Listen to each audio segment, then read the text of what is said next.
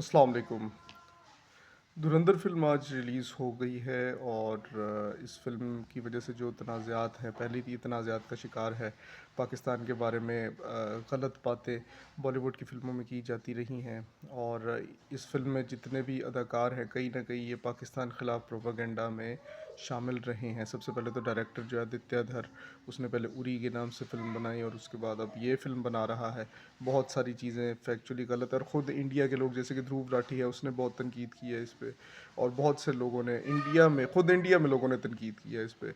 और फिर उसके बाद हम अगर अदाकारों को देखते हैं, अगर हम अर्जुन रामपाल की बात करें, उसने पहले संभव फ़िल्म बनाई जो बिल्कुल ही पाकिस्तान के ख़िलाफ़ थी और बहुत ही लॉजिकल थी।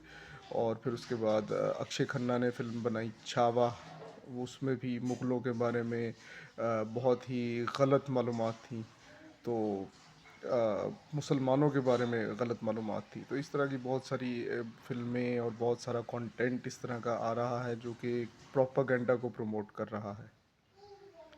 तो और हमने देखा भी है पिछले कुछ सालों में बहुत सी ऐसी फ़िल्में जिनमें ऐसे अदाकार थे जो अमूमन हिट नहीं होते, लेकिन वो इन प्रोपेगेंडा फ़िल्मों को हुकूमत की तरफ से इतना प्रमोट किया गया कि वो फ़िल्में चल पड़ी और बहुत अच्छा बिज़नेस किया उन्होंने, हालाँकि उनमें मालूमात सही थी या नहीं थी।